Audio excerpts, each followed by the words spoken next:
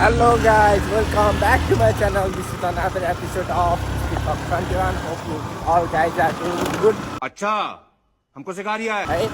After a long time, I am back to my another video. Very long time पछि हो हैन. आज चाहिँ हामी कता भने अबे जल्दी बोल कल सुबह पनवेल निकलना है काठमाडौँ जाँदैछौँ. घर आएको थियौँ सानो कामले. यो सकाएर अहिले चाहिँ हामी अन द वे छौँ. उस बाटोको हालत चाहिँ यस्तो छ हैन. यो मुस्ताङ भन्दा चर्को भइरहेछ अहिले हामीलाई. मुस्ताङ जाने बजेटमा अहिले हामी घर आउन सक्दैनौँ हैन. अलिकति गाह्रो अवस्था परिराखेको छ यो बाटोले गर्दाखेरि. कस्तो टेन्सन भयो. यस्तो टेन्सन हुँदा पनि बियो सुन्दिनँ त के भएको भागौँ कि क्या हो. यो बाटो चाहिँ चाँडै बनोस्. अब पानी आयो कि यो बाटो त बन्दै हुन्छ लगभग. यतातिर पनि यसो अलिकति ध्यान केन्द्रित गरेर यतातिर पनि बनाउनु पर्ने भयो हैन. अरू भनेर चाहिँ त्यस्तै उस्तै हो. अनि यो चाहिँ भजन सुन्दै छ अरे होइन. म चाहिँ पछाडि यसो मस्तले भ्यू हेर्दै हिँडिरहेको छु. हाम्रो चाहिँ अब कच्छाको गतिमा होइन एकदम यात्रा सुरु भइसकेको छ. यात्रा भने एकदम कठिन कुन छ होइन. यहाँ हेर्दै चोर जस्तो अनुहार बोकेर बस्नु परेछ पछाडिपट्टि होइन. ये फंस गया सीएम ल अब चाहिँ भनेको होइन उता पर एउटा गाडीमा झोलासोला हाल्यो. अहिले चाहिँ फ्री भएर ट्याक्क दुईजना दाजुभाइ आरामले खिच्न जाने कुरो भइरहेको छ. अब लाग्यो त्यो अब झोला हालिदिएर चाहिँ गाडी पुगिसक्यो हो.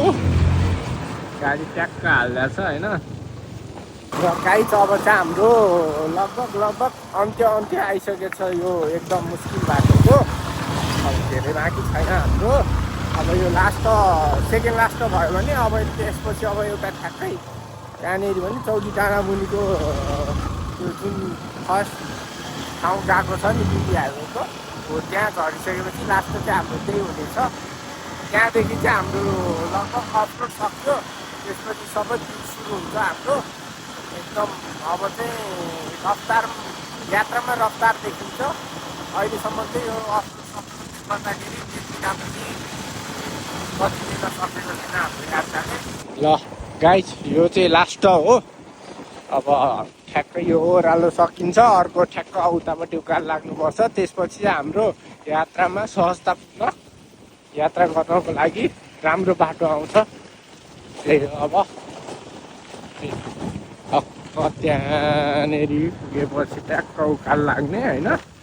त्यसपछि हाम्रो यात्रा भनेको एकदम सहजतापूर्वक हुन्छ.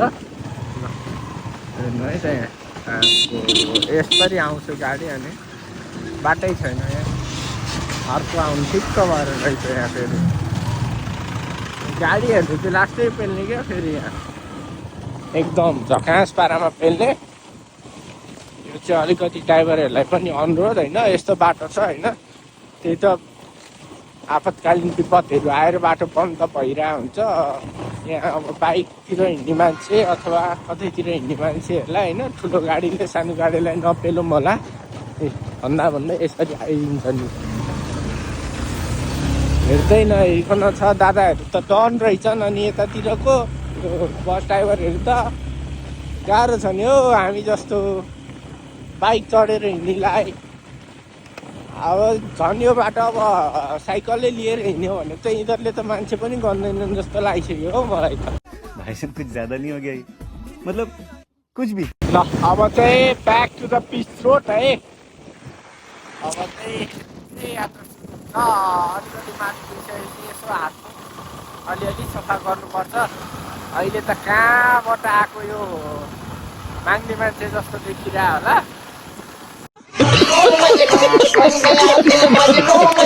होइन. अब अहिले एकछिनमा फेरि सकेपछि चाहिँ अलिकति राम्रो देखिन्छ भन्ने हामीलाई पुग्न आशा छ. ट्याक्क हामी चाहिँ यहाँ आइपुग्यौँ. अब सर्ट ब्रेक छ हाम्रो चाहिँ. यसो अलिकति यो खाएर ट्याक्क चलिदिनुपर्छ. अब हाम्रो चाहिँ खाजा पनि आइसक्यो. टक्क खाजासाजा खाएर लाग्छौँ. ल गाइज हामी चाहिँ टक्क खाजासाजा खाएर यात्रातिर टक्क निरन्तर दिन थालिसक्यो. हामी चाहिँ बिना केही अप्ठ्यारो न पानी पऱ्यो होइन न बाटो बन्द भयो बिन्दास पाराले हामी चाहिँ आइसकेका छौँ।